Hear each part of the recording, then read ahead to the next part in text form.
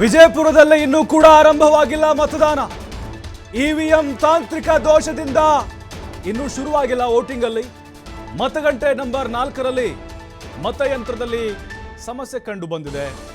EVM ದುರಸ್ತಿ ಮಾಡೋಕೆ ಅಧಿಕಾರಿಗಳು ಮುಂದಾಗಿದ್ದಾರೆ. ಇವಿಎಂ ದೋಷ ಹಿನ್ನೆಲೆ ಸರತಿ ಸಾಲಲ್ಲಿ ಕಾಯ್ತಾ ನಿಂತಿದ್ದಾರೆ ಮತದಾರರು.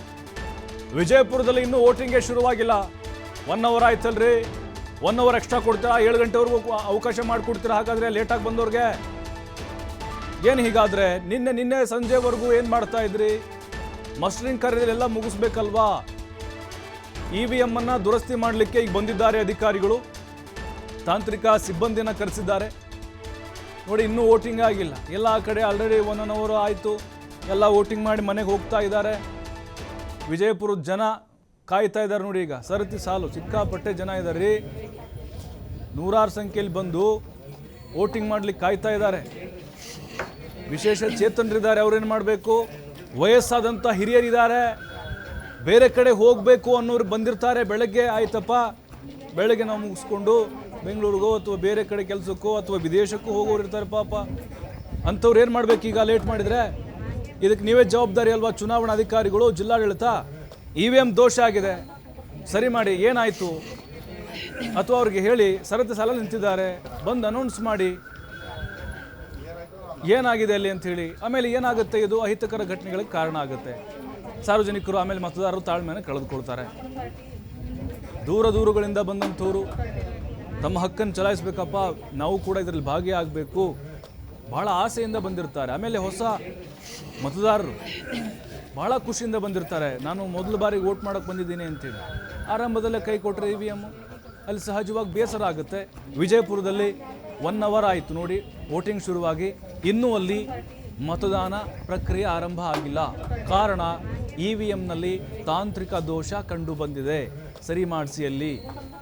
ಇಲ್ಲ, ಇವಿಎಂ ಮಷಿನ್ನಲ್ಲಿ ಸರಿ ಆಗ್ತಾ ಇಲ್ಲ, ಮತ್ತು ಬೇರೆ ಇವಿಎಂ ಮಷಿನ್ ತಂದಾಕೋಣ, ಅದಕ್ಕೆ ಅವಕಾಶನೇ ಇರೋದಿಲ್ಲ. ಆಲ್ರೆಡಿ ಎಲ್ಲವನ್ನೂ ಕೂಡ ಅಲ್ಲಿ ಲೋಡ್ ಮಾಡಿ ಇಟ್ಟಿರಲಾಗುತ್ತೆ.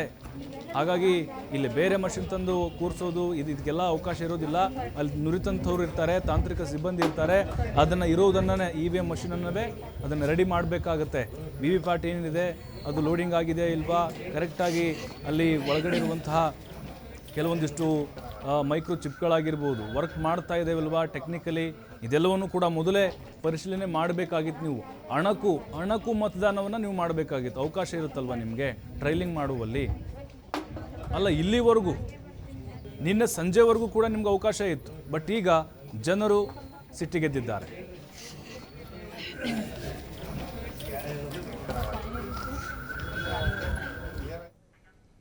ಇನ್ನು ಧಾರವಾಡದಲ್ಲೂ ಕೂಡ ಬಿರುಸಿನ ಮತದಾನ ನಡೀತಾ ಇದೆ. ಹುಬ್ಬಳ್ಳಿಯಲ್ಲಿ ನಮ್ಮ ಪ್ರತಿನಿಧಿ ಯಲ್ಲಪ್ಪ ಮತದಾರನ ಮಾತನಾಡಿಸಿದ್ದಾರೆ, ನೋಡೋಣ. ದೇಶದಲ್ಲಿ ಪ್ರಜಾಪ್ರಭುತ್ವ ಹಬ್ಬ ಆರಂಭವಾಗಿದೆ. ಈ ಹಬ್ಬವನ್ನು ಆಚರಿಸಲು ಇಲ್ಲಿ ವಯೋವೃದ್ಧರು ಸೇರಿದಂತೆ ಹೊಸ ಮತದಾರರು ಈಗಾಗಲೇ ಮತಗಟ್ಟೆಯ ಬಳಿ ಆಗಮಿಸಿದರೆ ಇಲ್ಲಿ ನೋಡಬಹುದು. ಸುಮಾರು ಅಂತಾರೆ ವಯೋವೃದ್ಧರು ಇಲ್ಲಿ ಅಂದರೆ ಒಂದು ಕಡೆ ಅಂತಾರೆ ವಯೋವೃದ್ಧರು ಬೆಳಗ್ಗೆಯಿಂದಲೇ ಬಂದು ಇಲ್ಲಿ ಅಂತಾರೆ ಕ್ಯೂ ಹಚ್ಚಿದ್ದಾರೆ. ತಮ್ಮ ಮತದಾನವನ್ನು ಇಲ್ಲಿ ಅಂತಾರೆ ತಮ್ಮ ಹಕ್ಕನ್ನು ಚಲಾಯಿಸಲು ಈಗಾಗಲೇ ಅಂತಂದರೆ ಇಲ್ಲಿ ಮತಗಟ್ಟೆಗೆ ಆಗಮಿಸಿದರೆ ಇಲ್ಲಿ ಹೊಸದಾಗಿ ಆಗಮಿಸುವಂತಹ ಮತದಾರರು ಅನ್ನಂದರೆ ನನ್ನ ಮೊದಲ ಮತ ಏನು ಚಲಾಯಿಸ್ತೀನಿ, ನಾನು ಮೊದಲಿಗೆ ಹಾಕಬೇಕು ಅಂತೇಳಿ ಇಲ್ಲಿ ಓರ್ವ ಯುವತಿ ಬಂದಾಳೆ. ಯಾಕಂದರೆ ಮೊದಲಿಗೆ ಬಾರಿಗೆ ಈಕೆ ತನ್ನ ಹಕ್ಕನ್ನು ಪಡೆದುಕೊಂಡಿದ್ದಾಳೆ ಮತ ಚಲಾಯಿಸಲು. ಹೀಗಾಗಿ ಈ ಹಕ್ಕನ್ನು ನಾನು ಮೊದಲಿಗೆ ಚಲಾಯಿಸಬೇಕು ಅಂತೇಳಿ ಈಗಾಗಲೇ ಮತಗಟ್ಟೆಗೆ ಆಗಮಿಸಿದ್ದಾಳೆ. ಅವಳನ್ನೇ ನಾನು ಮಾತಾಡ್ತೀನಿ. ಪುಟ್ಟ, ಮೊದಲ ಬಾರಿಗೆ ತಾವು ಓಟನ್ನು ಹಾಕ್ತೀವಿ, ಯಾಂಥವ್ರಿಗೆ ಹಾಕ್ತಿ ತಾವು ಓಟು? ನನ್ನ ವೋಟ್ ಯಾರು ಡೆವಲಪ್ಮೆಂಟ್ ಮಾಡ್ತಿದ್ದಾರೆ, ಯಾರು ನಮಗೆ ಈ ದೇಶದಲ್ಲಿ ಹಿಂಗೆ ತಲೆ ಎತ್ತಿ ಅಡ್ಡಾಡಕ್ಕೆ ಬಿಡ್ತಿದ್ದಾರೆ ಅಂಥವ್ರಿಗೆ ವೋಟ್ ಹಾಕ್ತೀನಿ.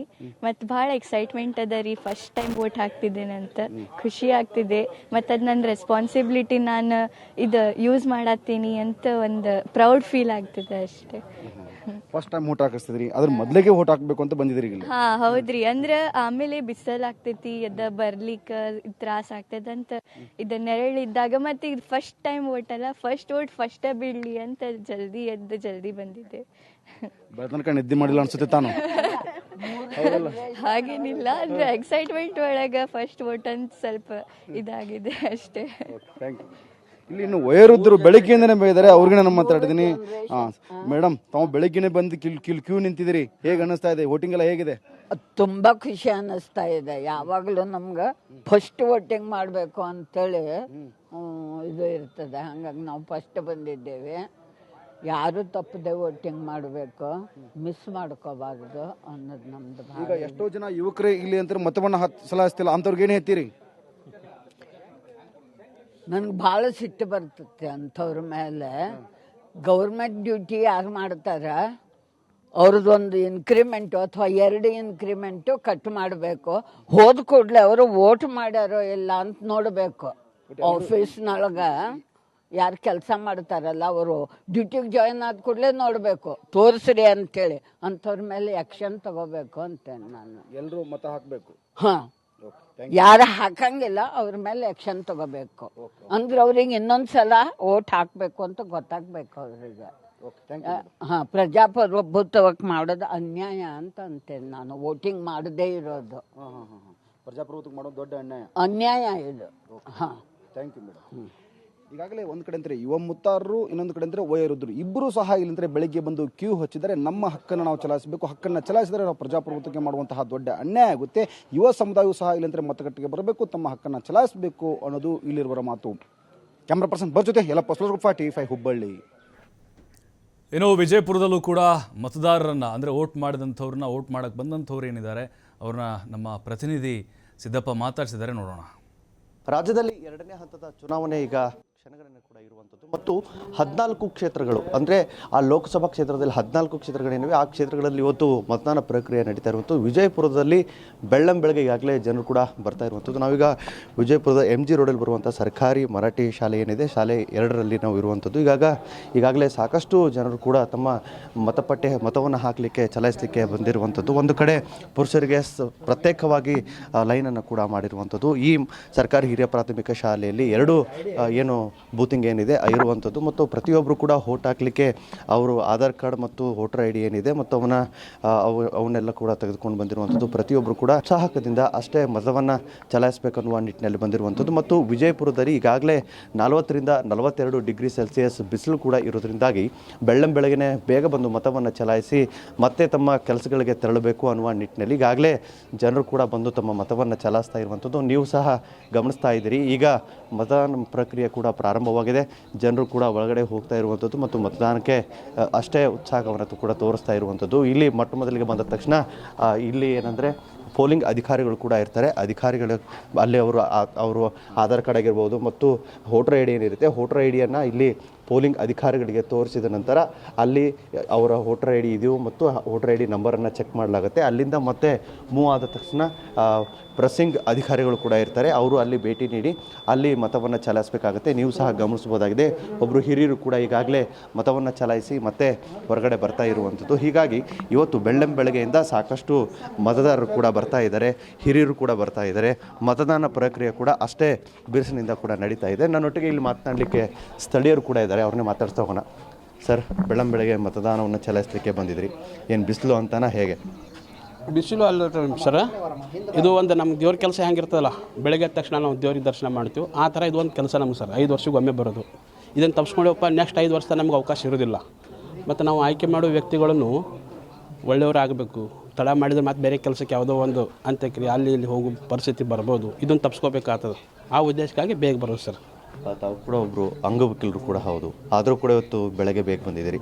ಇದನ್ನು ಮತದಾನ ಚಲಾಯಿಸಿ ತಮ್ಮ ಮತ್ತೆ ಕೆಲಸಕ್ಕೆ ಹೋಗೋರು ಇದ್ದೀರಾ ಹೇಗೆ? ಹೋಗ್ಬೇಕು ಸರ್, ಕೆಲಸಕ್ಕೆ ಹೋಗಬೇಕು. ಶರೀರಕ್ಕೆ ಅಂಗವಿಕಲ ಅದಕ್ಕೆ ಓಟ್ ಹಾಕ್ಲಿಕ್ಕೆ ಅಂಗವಿಕಲಲ್ಲ. ಇನ್ನು ಭಾಳಷ್ಟು ಉತ್ಸಾಹದಿಂದ ಕೂಡ ಇವತ್ತು ವಿಜಯಪುರ ಲೋಕಸಭಾ, ಅದು ಮೀಸಲು ಲೋಕಸಭಾ ಕ್ಷೇತ್ರದಲ್ಲಿ ಜನರು ಕೂಡ ಬಂದು ಮತದಾನವನ್ನು ಕೂಡ ಮಾಡ್ತಾ ಇರುವಂಥದ್ದು. ಅಷ್ಟೇ ಮತದಾನಕ್ಕೆ ಬಂದಿರುವಂಥವರು ಕೂಡ ಮಾತನಾಡಿರುವಂಥದ್ದು. ಮತದಾನ ಮಾಡುವುದು 5 ವರ್ಷಕ್ಕೆ ಒಂದೇ ಸಲ ಬರೋದು, ಹೀಗಾಗಿ ನಾವು ಮತದಾನ ತಪ್ಪಿಸದೆ ಮತದಾನ ಮಾಡಬೇಕು ಅಂತ ಹೇಳಿ TV5 ಒಂದಿಗೆ ಮಾತನಾಡಿರುವಂಥದ್ದು. ಕ್ಯಾಮ್ರಾ ಪರ್ಸನ್ ಚಾಮ್ ಜೊತೆ ಸಿದ್ದು, TV5 ವಿಜಯಪುರ.